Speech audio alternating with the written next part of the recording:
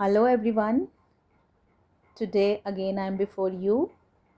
I have to discuss some important points for your paper.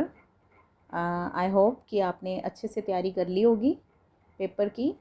तो आज मैं जो आपसे डिस्कस करने लगी हूँ वो स्ट्रक्चर भी है और साथ में कि आपने पेपर जो है वो कैसे अटैम्प्ट करना है मैं आपको वो बताने वाली हूँ। तो पेपर आपने कैसे अटैम्प्ट करना है, सबसे पहले साथ साथ हम स्ट्रक्चर डिस्कस करते जाएंगे। तो जो स्टूडेंट्स मेरे चैनल पर पहली बार आए हैं तो आप मेरे चैनल को सब्सक्राइब ज़रूर करें और वीडियो को अपने फ्रेंड्स के साथ शेयर भी ज़रूर करना। पेपर बहुत बार ऐसे होता है कि बच्चे हैं जो पेपर अच्छी तरह से उसकी तैयारी कर लेते हैं लेकिन बिना एक सिस्टम के, बिना स्ट्रक्चर को, बिना सिलेबस को देखे हुए। तो आज मैं आपको बताऊंगी कि आपने पेपर को अटैम्प्ट कैसे करना है, पेपर का क्या स्ट्रक्चर है। मैं साथ में स्ट्रक्चर भी लेके आई हूँ। तो कैसे आपने पेपर अटैम्प्ट करना है वो हम देखेंगे। तो सबसे पहले जैसे कि हमारे पास ये स्ट्रक्चर दिया हुआ है, आपने देखना है। इसमें आपके पास थ्योरी जो है वो 80 मार्क्स की है। थ्योरी आपको पता ही है 80 मार्क्स की, और आपकी जो इंटरनल असेसमेंट है वो 20 मार्क्स की है। तो इनको मिला के जो आपका है वो 100 मार्क्स का जो है वो पेपर है वो बना हुआ है। तो हम पहले बात करेंगे सेक्शन ए की। तो जब भी आपने पेपर करना है, सबसे पहले तो सबसे ज़रूरी चीज़ ये है कि आपने कोई भी क्वेश्चंस हैं उनको आपने अलग अलग सीक्वेंस में नहीं करने हैं। तो सपोज़ करो आप फर्स्ट क्वेश्चन कर रहे हो तो फर्स्ट क्वेश्चन के आपके जितने भी पार्ट हैं ए और बी जैसे इसमें हैं, या कई क्वेश्चंस के ज़्यादा पार्ट्स भी हो सकते हैं, वो आपको पार्ट्स जो हैं वो एक ही जगह पे करने हैं। ये नहीं कि फर्स्ट क्वेश्चन का एक कॉम्प्रिहेंशन का पैसेज आपने एक साइड पे कर दिया, फिर आपने सेकंड थर्ड क्वेश्चन कर लिया, फिर आपको याद आया जी मैंने तो अभी दूसरा कॉम्प्रिहेंशन का पैसेज करना था, तो आप फिर दूसरे कॉम्प्रिहेंशन के पैसेज पे चले जाओ। ऐसा आपको बिल्कुल भी नहीं करना है। तो जैसे कि ये सेक्शन ए आपका रीडिंग कॉम्प्रिहेंशन है, ये 16 मार्क्स का है, आपको पता ही है। 10 मार्क्स का ए पार्ट का कॉम्प्रिहेंशन पैसेज है, दैट विल बी अनसीन, और 6 मार्क्स का जो है वो आपका बी पार्ट में कॉम्प्रिहेंशन का पैसेज होगा। ये आपको यहाँ पे बताया हुआ है कितने कितने मार्क्स का, 16 का। अब मैं आपको बताती हूँ कि ये वाला जो रीडिंग कॉम्प्रिहेंशन पैसेज है ये आपने कैसे अटैम्प्ट करना है। तो सबसे पहले आप, जब आपको क्वेश्चन पेपर दिया जाता है तो आप एक बार सबसे पहले सारे क्वेश्चंस को अच्छी तरह से पढ़ लें। उसमें से जैसे जिन क्वेश्चंस में इंटरनल चॉइस है तो आप पहले उनको टिक कर लें कि आपने उसको, आपको उसमें से कौन कौन से क्वेश्चंस है वो आते हैं, अच्छी तरह से आते हैं। सपोज़ करो हम ले लेते हैं कि सेंट्रल आइडिया है, तो आपने पहले डिसाइड कर लेना है कि आपको दोनों में से कौन सा सेंट्रल आइडिया वो अच्छी तरह से आता है, आप उसको टिक कर लेंगे। जो जो आपको क्वेश्चंस करने हैं उनको पहले से ही टिक कर लें कि मैंने ये वाले करने हैं। तो उसके बाद वो आप पेंसिल से टिक कर लें, क्योंकि नहीं तो आप जब करोगे, टिक करोगे तो फिर वो थोड़ी कन्फ्यूजन रहेगी कि वो बाद में जब आप कर लो उनको तब आप पेन से उनको टिक कर लेना। तो जब आप क्वेश्चन पेपर पढ़ के आंसर लिखना शुरू करें तो आपने जो कॉम्प्रिहेंशन का पैसेज है वो आपने पहले एक बार से उसकी रीडिंग, एक बार पहले सपोज़ करो आपने पहले उसकी रीडिंग ले ली, आपको पता चल गया कि कॉम्प्रिहेंशन का जो पैसेज है वो उसका जो क्या है, टाइटल क्या है, किस टाइटल पे वो आपका जो है कॉम्प्रिहेंशन का पैसेज है। तो जब भी आपने आंसर लिखने हैं तो पहले आप क्वेश्चन पढ़ें। पहले जब आप क्वेश्चन पढ़ोगे तो फिर आपको आंसर है वो इजी मिलेंगे बाद में जब आप कॉम्प्रिहेंशन का पैसेज पढ़ोगे। तो पहले आप क्वेश्चन पढ़ो, फिर पैसेज को अच्छी तरह से पढ़ो, तो फिर आपके जो क्वेश्चन है वो इजीली मिल जाएंगे। अब आपने क्या करना है, जो फर्स्ट क्वेश्चन है उसका आपने ए पार्ट कर लिया, फिर साथ में बी पार्ट कर लिया। उसके बाद आप क्या करोगे, जब आपका फर्स्ट क्वेश्चन ख़त्म हो गया है तो उसके बाद आप एक लंबी लाइन खींच दोगे कि आपका ये जो क्वेश्चन है वो कंप्लीट हो गया है। तो क्वेश्चन शुरू जब आप करोगे तो साइड में आपने मार्जिन ले लेने हैं। मार्जिन बहुत बड़े लेने की ज़रूरत नहीं है। तो आप जब ये ख़त्म हो गया, आपने ये है लाइन लंबी लगा दी है कि मेरा ये क्वेश्चन ख़त्म हो गया। अब बात आती है कि सपोज़ करो कई बार क्या होता है कि कॉम्प्रिहेंशन पैसेज में बच्चों को, अगर कॉम्प्रिहेंशन का पैसेज थोड़ा सा टफ होता है तो बच्चों को उसको करने में बहुत टाइम लग जाता है।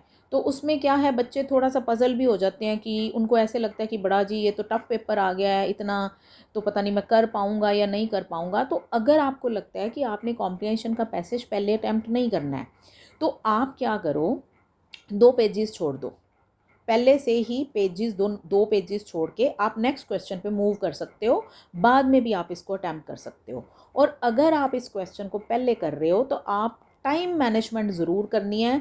आपने इस क्वेश्चंस को 15 मिनट से ज़्यादा नहीं देने हैं, क्योंकि अगर आप इसको ज़्यादा आधा घंटा आप इसमें ही लगा दोगे तो बाकी का पेपर है वो अटैम्प्ट करना आपके लिए मुश्किल हो जाएगा।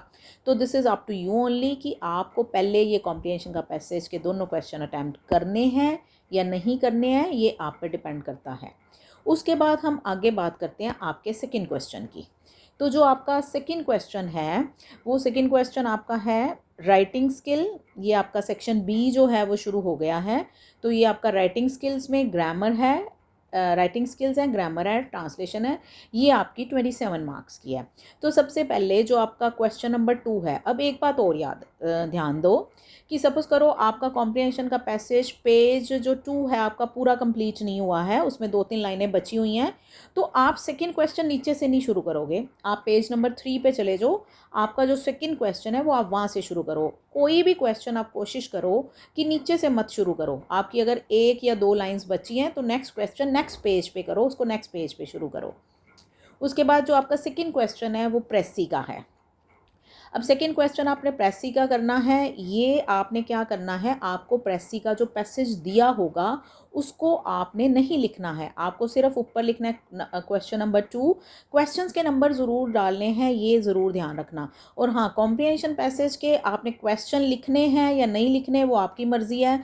अगर आप क्वेश्चन नहीं लिख रहे हो तो क्वेश्चन के नंबर सिर्फ डाल दो, वो भी सफिशेंट है। कोई ज़रूरत नहीं है क्वेश्चन लिखने की। तो ये सेकंड क्वेश्चन की अब बात करते हैं। प्रेसी राइटिंग है तो प्रेसी में भी आपको पैसेज नहीं उतारना है, पैसेज की जो आप प्रेसी बना रहे हो वो आपने सिर्फ लिखनी है।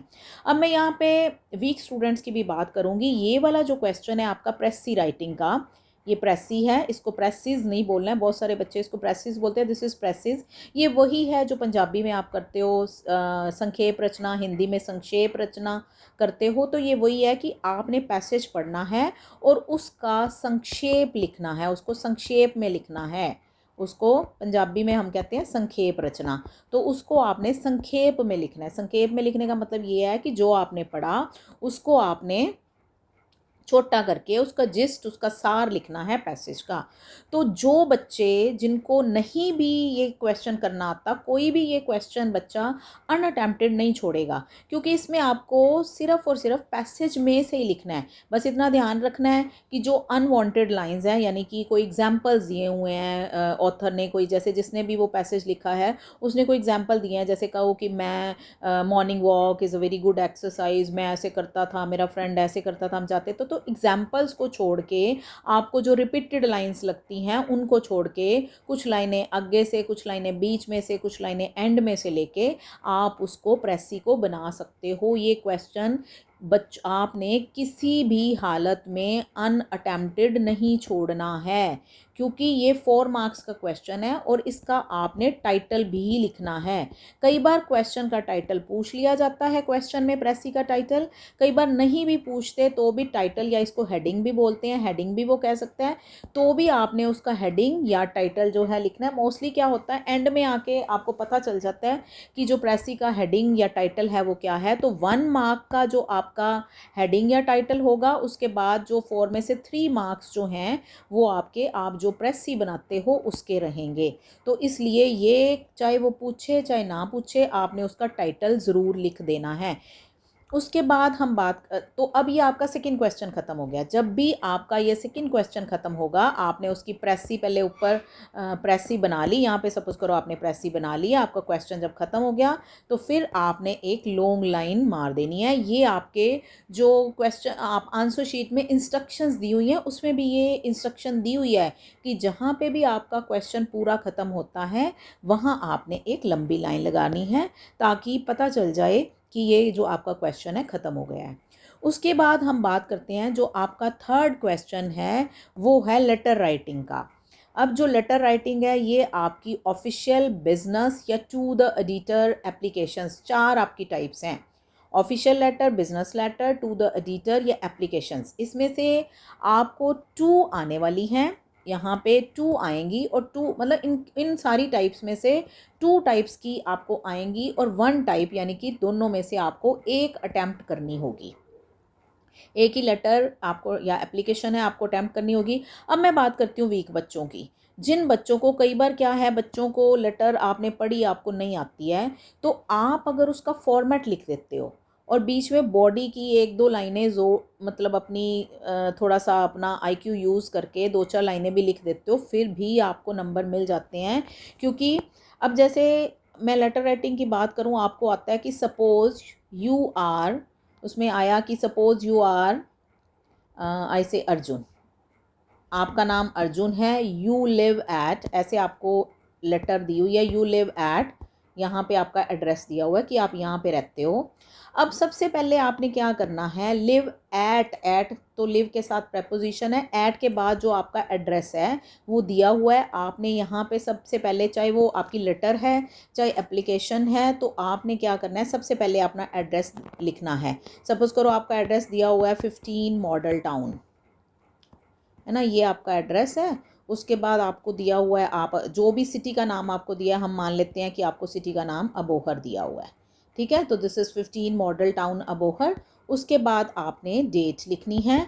तो डेट आपने कभी भी डिजिटल डेट नहीं लिखनी है, आपको डेट जैसे आपका कल जो है पेपर है तो आप उसमें लिखेंगे 7 मार्च 2026।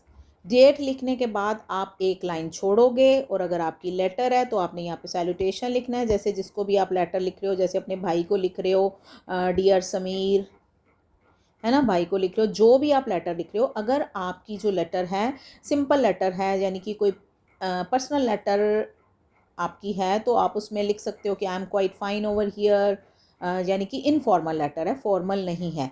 तो उसमें आप जैसे हम सिंपल चिट्ठियाँ लिखते हैं कि I am quite fine over here and hope the same for you, वो लिख के जो भी आपको लेटर दी हुई है उससे रिलेटेड आपने 2-4 लाइंस लिख के, उसके बाद नीचे जब आपने लिखना है तो नीचे आप क्या लिखोगे, यूअर्स। ये मैं बहुत बार पहले भी बता चुकी हूँ, यूअर्स में आपने ये अपोस्ट्रोफी नहीं डालना है। यूअर्स सिंपल ही होता है YOURS, तो इसमें आपने यूअर्स नहीं डालना है, सॉरी अपोस्ट्रोफी नहीं डालना है। यूअर्स सिंपल ही लिखना है YOURS। यूअर्स ब्रदर सिस्टर, मतलब जिसको भी आप, जिस हिसाब से आपके लेटर आएगी, तो जो आपको नाम दिया हुआ है जिसमें आपको इमेजिन या सपोज लिखा होगा वर्ड, तो वही, जैसे यहाँ पे हमने सपोज किया था कि आपका नाम अर्जुन है, तो आप यहाँ पे अर्जुन लिखोगे, आपको जो नाम दिया है वो लिखोगे। तो इस तरह से आप जो है एप्लीकेशंस लेटर्स लिखते हो। एक जैसे मैं एप्लीकेशन बताती हूँ। अब सपोज़ करो आप अपने प्रिंसिपल को कोई एप्लीकेशन लिख रहे हो। अब प्रिंसिपल को अगर आपने कोई एप्लीकेशन लिखनी है, आपको स्कूल का नाम दिया होगा तो वही लिखोगे, नहीं दिया होगा तो वैसे दिया ही होता है बोर्ड के एग्ज़ाम्स में। तो सपोज़ करो आप अपने प्रिंसिपल को लिख रहे हो, तो आप लिख रहे हो, ऊपर लिख रहे हो द प्रिंसिपल, प्रिंसिपल, है ना। अब प्रिंसिपल के स्पेलिंग बहुत बच्चे गलत लिखते हैं, दिस इज़ पॉल, पीछे पॉल है PAL, बहुत सारे बच्चे PL ही से लिखते हैं, दिस इज़ रॉन्ग। तो आपने प्रिंसिपल को लिखा। अब सिंपल प्रिंसिपल को कह रहे हो कि हमारी लाइब्रेरी में ये वाली बुक्स, लाइब्रेरी की कंडीशन अच्छी करो, ये आपकी एक ग्रामर बुक में एप्लीकेशन है, तो आप सिंपल लिख सकते हो कि I am so and so, यानी कि I am a student of class 12 in your school, तो ऐसे ऐसे लाइब्रेरी में मुझे कुछ, मैं आपको सजेस्ट कर रहा हूँ या कर रही हूँ कि कुछ चेंजेस करनी है, वो कर दो। लेकिन अगर आप अपने प्रिंसिपल से, सपोज़ करो आपको एप्लीकेशन आ रही है कि आप अपने प्रिंसिपल से you are asking for the asking to issue you a testimonial of character.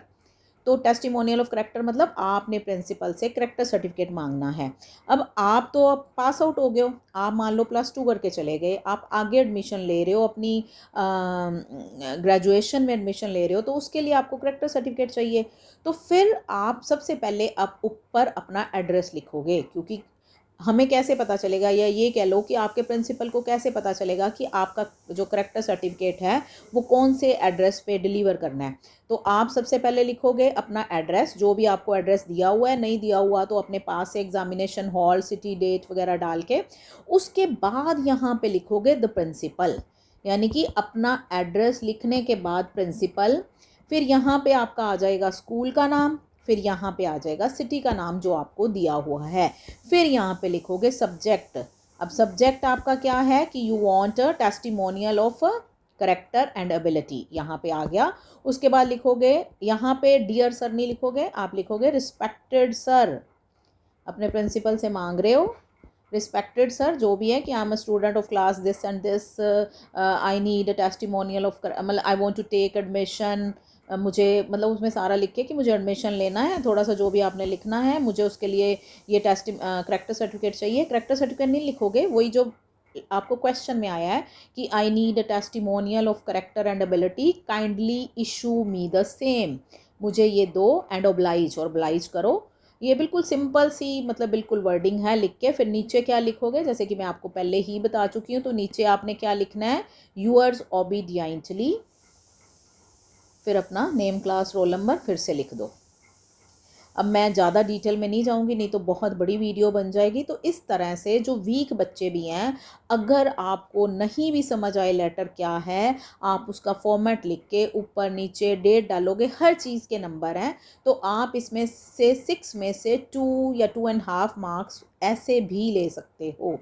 I hope this is clear to you all. तो जैसे ही आपकी लेटर ख़त्म होएगी, थर्ड क्वेश्चन जो लेटर का है, तो फिर आपने क्या करना है, एंड में एक लंबी लाइन लगा देनी है। उसके बाद आप नेक्स्ट जो क्वेश्चन है, फोर्थ क्वेश्चन है, वो फोर्थ पेज मतलब सॉरी नेक्स्ट पेज पे शुरू करें। और next page I think this will be your 5th page, क्योंकि हमने कॉम्प्रिहेंशन का पैसेज है उसके लिए 2 पेजेस लिए हैं, सॉरी। तो आगे हम आपका जो फोर्थ क्वेश्चन पे आते हैं, एक्सप्लेनिंग न्यूज़पेपर हेडलाइंस और ईमेल, यहाँ पे स्लैश डाला हुआ है। तो आपको या तो न्यूज़पेपर हेडलाइन को एक्सप्लेन करना है या आपको ईमेल लिखनी है।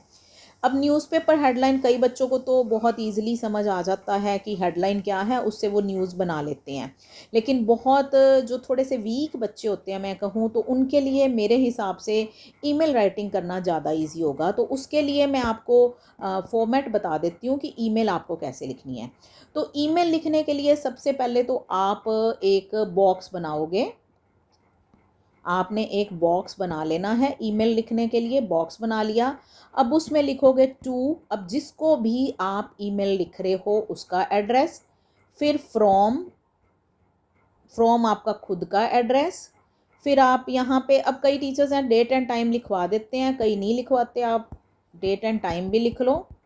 तो डेट आपकी वही है 7 मार्च चल होगी कल, 7 मार्च 2026। टाइम कोई भी डाल लो, 11 AM, जैसे मैं यहाँ पे डाल रही हूँ 11 AM, ठीक है। उसके बाद आपने सब्जेक्ट डालना है कि क्या है। अब ज़्यादातर मैं बताऊँ वीक बच्चों को ना सब्जेक्ट नहीं लिखना आता।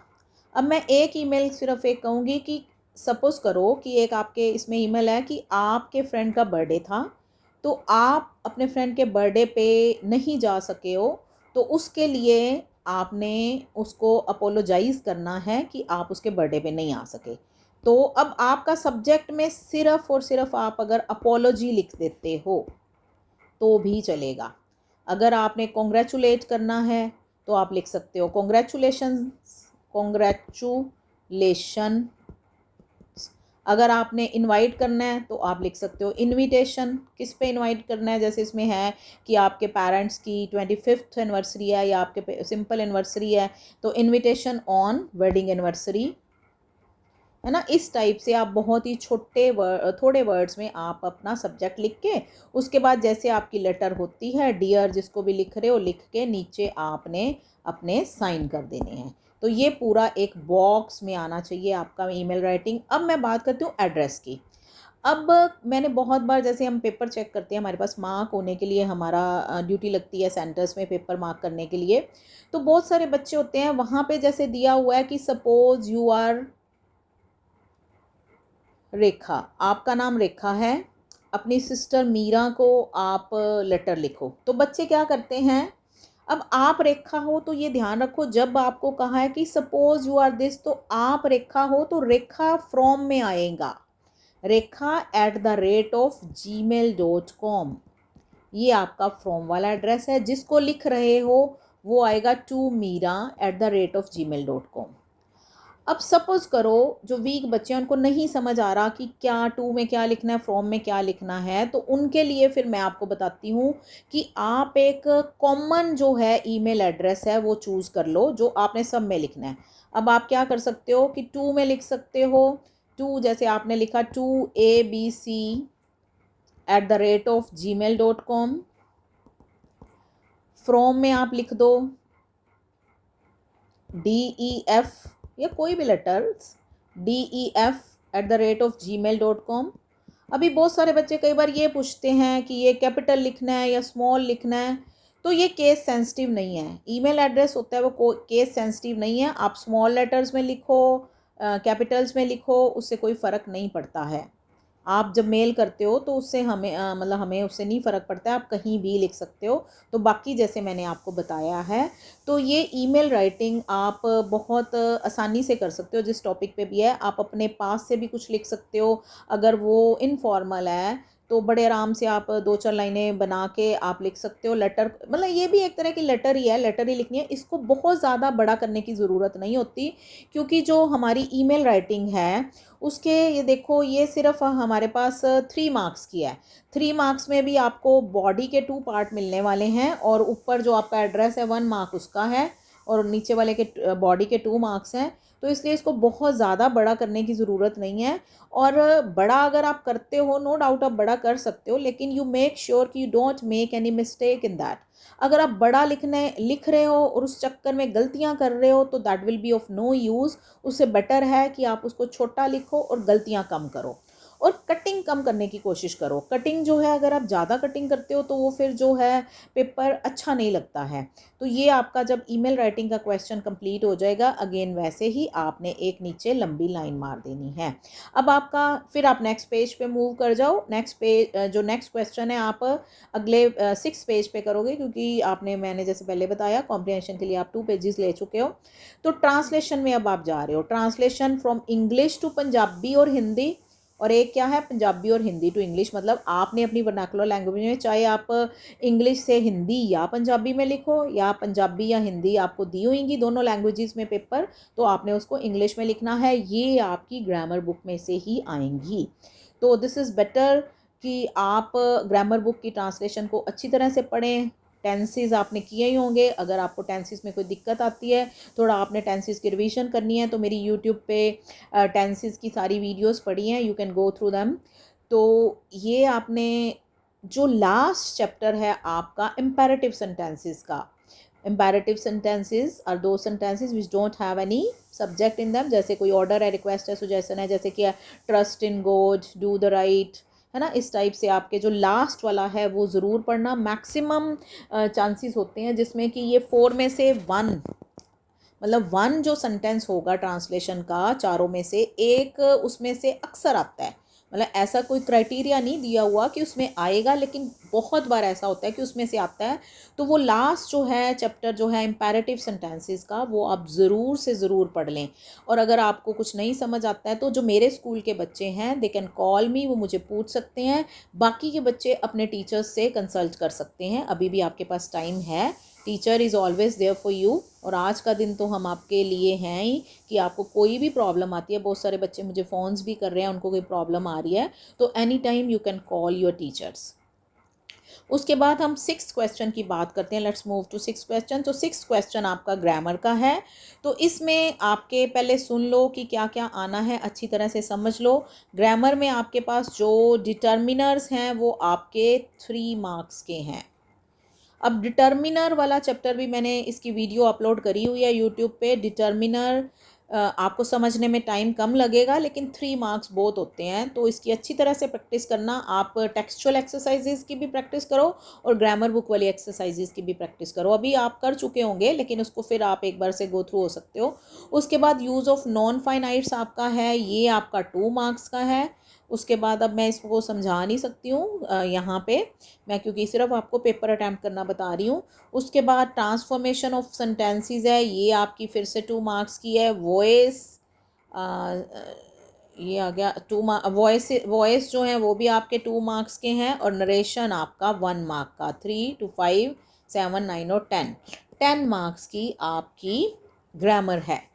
अब मैं ग्रामर के लिए आपको थोड़ा सा बताना चाहूँगी कि जब भी आप इसको सॉल्व करते हो, सपोज़ करो आपने सेंटेंस लिख दिया है, डिटर्मिनर का है या नॉन फाइनाइट्स में आप लिख रहे हो, तो आप उसको तब तक फिल मत करो जब तक when you are very much sure कि हाँ इसका आंसर यही है। नहीं तो बच्चे पहले कुछ और लिखेंगे, फिर कटिंग कर देंगे, तो वो फिर बहुत ही एक गंदा सा मतलब पेपर लगता है। तो इसलिए आप पहले आप चाहो तो आप इसको वैसे ही सेंटेंस लिख लो। नहीं समझ आ रहा है, एक बार आप उस पर सोचना चाहते हो तो उसको मत भरो। तो जब आपको लगे कि आप लास्ट में जाके एक रफ पेज भी यूज़ कर सकते हो कि हाँ इसका आंसर ये आएगा, नहीं ये नहीं आ रहा है, तो वहाँ पे आप, वैसे तो मैथ्स के लिए हम कहते हैं या हम करते हैं यूज़, लेकिन इंग्लिश में भी आप ऐसा कर सकते हो, रफ जो पेज है वो यूज़ कर सकते हो। तो सपोज़ करो कुछ बच्चों को ऐसे लगता है कि नहीं मेरे को तो ग्रामर बहुत ईजी लगती है, मैं ग्रामर सबसे पहले करूँगा, तो आप सीधा ही 7th पेज पे चले जाओ, बजाय ये कि फर्स्ट पेज पे ग्रामर करने के। मैं ऐसी सलाह दूंगी कि सीधा ही 7th पेज पे चले जाओ, क्योंकि यहाँ तब जो 5 क्वेश्चन तक सारे जो क्वेश्चन है वो आपका 1 पेज ले रहे हैं, accept first question. First question के 2 पेजेस हैं, तो आप सीधा ही 7वें पेज पे जाके ये 6 क्वेश्चन कर सकते हो अगर आप चाहो तो। नहीं तो आप सीक्वेंस में जा रहे हो देन टू इट्स ओके। तो उसके बाद हम बात करते हैं आपके नेक्स्ट क्वेश्चन की, 7th क्वेश्चन की। तो यहाँ पे आपका जो सेक्शन बी है वो कंप्लीट हो गया है, जिसमें कि आपकी ये था राइटिंग स्किल थी, ग्रामर थी और ट्रांसलेशन थी। ये आपका 27 मार्क्स का था। अब उसके बाद हम चलते हैं सेक्शन सी, जो कि आपका लिटरेचर का है, जो कि सारा जो सेक्शन सी है वो आपका टेक्स्ट बुक में से आना है, और इसके आपके पास जो टोटल मार्क्स हैं वो 37 मार्क्स हैं। अब सबसे पहले जो आपको मार्क्स, जो वीक बच्चों को मैं कहूँ ये पास करवाने वाला क्वेश्चन है, और जो टॉपर्स हैं उनको उनकी टॉपर पोजीशन से नीचे लाने वाला ये पार्ट है। क्यों? क्योंकि कई बार कोई ऐसा क्वेश्चन आ जाता है कि अगर आपने लेसन को थोरोली स्टडी नहीं किया हुआ, तो जो इंटेलिजेंट स्टूडेंट्स हैं तो कई बार उन्होंने नहीं अगर पढ़ा, तो यहाँ पे 1 मार्क भी उनका कट गया तो वो नीचे आ जाएंगे।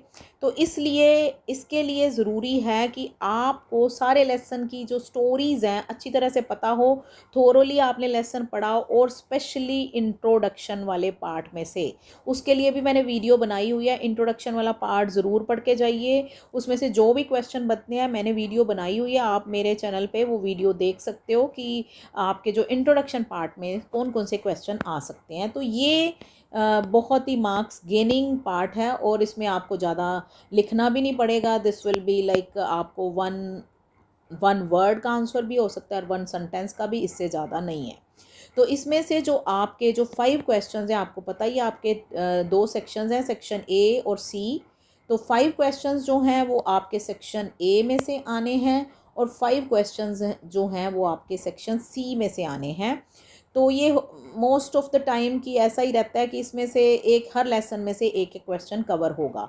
यहाँ पे तो पूरे नहीं कवर हो पाएंगे, यहाँ पे एक ही बचेगा। तो यहाँ पे अगर 5 है तो 3 लेसन्स बच जाएंगे। अब जैसे भी है, जिसने पेपर सेटर को जो भी लेसन अच्छा लगता होगा इसमें क्वेश्चन डाले होंगे। तो ये आपने थोरोली पढ़ा हुआ होगा। तो ये आपका जब 7th क्वेश्चन ख़त्म होगा, 10 क्वेश्चन, तो आपने फिर से लंबी लाइन लगानी है, और ये आपका 7th क्वेश्चन यहाँ पे ख़त्म हो गया। अब हम बात करते हैं 8th क्वेश्चन की। तो 8th क्वेश्चन आपका पोइट्री सेक्शन में से है। तो इसमें आपकी पोइम्स हैं, पोइम्स में से ए पार्ट और बी पार्ट, आपके 2 इसमें से 8th क्वेश्चन के पार्ट आएंगे, ए और बी। तो सबसे पहले comprehension question on a given stanza from poetry, 4 question out of 5 including a question on name of the poet or poem, rhyming scheme पे होगा, ये इसमें बताया हुआ है। सिमिली है, मेटाफर है, पर्सोनिफिकेशन है, एलिटरेशन है और इमेजरी एट्सेट्रा। और आपको 2 स्टेंजास जो दिए होंगे उसमें से एक अटैम्प्ट करना है। तो सबसे पहले आपने क्या करना है कि स्टेंजास आपने देख लिए आप, और उसके बाद क्वेश्चन देखो, 5 क्वेश्चन में देखो, आप देखो कि आपको कौन सी पोएम ऐसी है जिसमें से आपको 4 क्वेश्चंस बहुत अच्छी तरह से आते हैं, तो वो ही अटैम्प्ट करो। तो वो आप अटैम्प्ट करोगे, कोई भी एक आप अटैम्प्ट कर लो। उसके बाद इसका बी पार्ट करोगे, सेंट्रल आइडिया भी आपको 2 पोएम्स दी होंगी, आपने एक अटैम्प्ट करनी होगी। जब ये दोनों पार्ट आपके ख़त्म हो जाएंगे तब आपने जाके लंबी लाइन लगानी है, ए एंड बी जो है आप इसकी लंबी लाइन लगाओगे। उसके बाद आपका जो है ये आपके 4 मार्क्स के स्टैंजा के क्वेश्चन है और 3 मार्क्स का आपका सेंट्रल आइडिया है। और सेंट्रल आइडिया है उसको बहुत बड़ा नहीं करना है। सेंट्रल आइडिया का मीनिंग ये नहीं है कि आपने पोइट्री आपको जो पोएम दिया उसकी पूरी की पूरी स्टोरी ही लिख देनी है। No, central idea means gist of the poem only.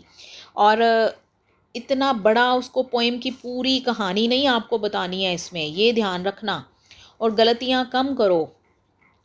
Next upon move करते हैं 9th क्वेश्चन में। 3 out of 5 short answer question, जो आंसर टाइप क्वेश्चन आपके होंगे, आपको 5 दिए होंगे, आपने 3 अटैम्प्ट करने होंगे, ये सेक्शन ए में से।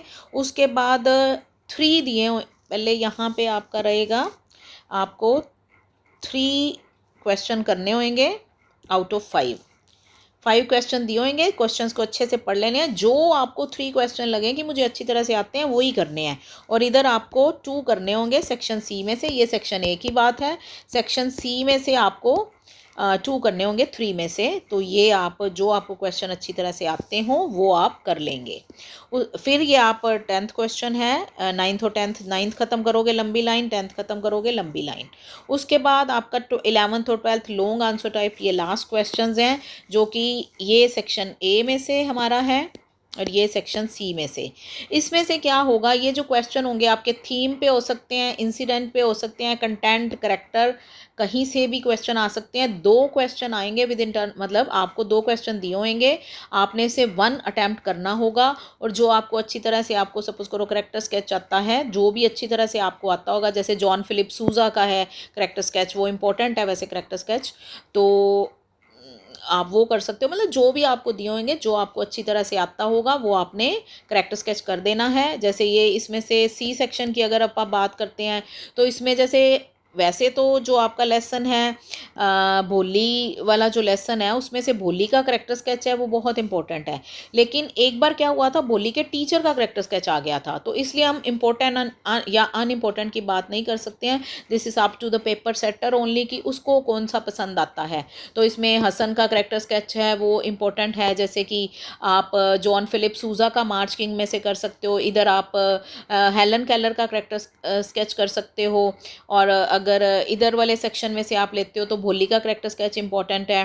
तो इस तरह से जो भी आपको इम्पोर्टेंट लगते हैं वो आप जो करेक्टर स्केच हैं वो अच्छी तरह से लर्न कर सकते हो। ये फिर आपके जब क्वेश्चन ख़त्म हो जाएंगे, यहाँ पे आप फिर लंबी लाइन लगाओगे। ये 5 मार्क्स के क्वेश्चन हैं, तो ये एक अच्छी लेंथ में होने चाहिए, तभी आपको 5 में से 5 मार्क्स मिलेंगे, और वो भी अगर आप इसमें से कोई गलती नहीं करते हो। तो this is all about your structure and how to attempt the paper. अब जो मेन बातें आपको याद रखनी है वो ये है कि टाइम मैनेजमेंट। तो कई बार कई बच्चों का कल पहला पेपर है, कई बायोलॉजी का या इकोनॉमिक्स का पेपर दे चुके हैं, उनके लिए वो सेकंड पेपर होगा। तो ये आपने फर्स्ट पेपर में थोड़ा होता है कि दिक्कत थोड़ी होती है, जैसे वो साइन करवाने के लिए आते हैं या वो ज़रूरी काम है वो चलते रहेंगे। आपने शुरू से ही अपनी स्पीड बना के रखनी है, अपना पेपर ध्यान से करना है। और टाइम मैनेजमेंट, कई बार बच्चे बाहर आते हैं, नहीं जी मैं बहुत बार ऐसे हुआ है मेरे पास बच्चे आते हैं, मैम हमें तो टाइम ही नहीं मिला, हमारा लॉन्ग आंसर टाइप क्वेश्चन ही रह गया, हमारा पूरा ही नहीं हुआ था।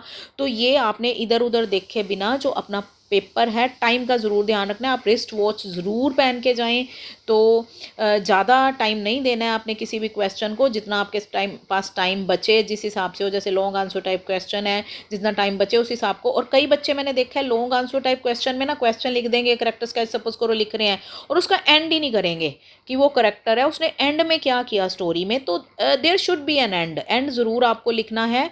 और बाकी कोई घबराने की ज़रूरत नहीं है, पेपर आपका बहुत ईजी ही आएगा। जिन बच्चों ने बहुत अच्छे से तैयारी करी है ऑब्वियसली उनको ईजी लगेगा, तो ऐसी कोई दिक्कत वाली बात नहीं है। फिर भी आपको कहीं भी कोई भी प्रॉब्लम है तो आप मैं डेली तो वैसे कमेंट्स नहीं देखती हूँ, लेकिन आज के दिन मैं आपके कमेंट्स ज़रूर लूँगी।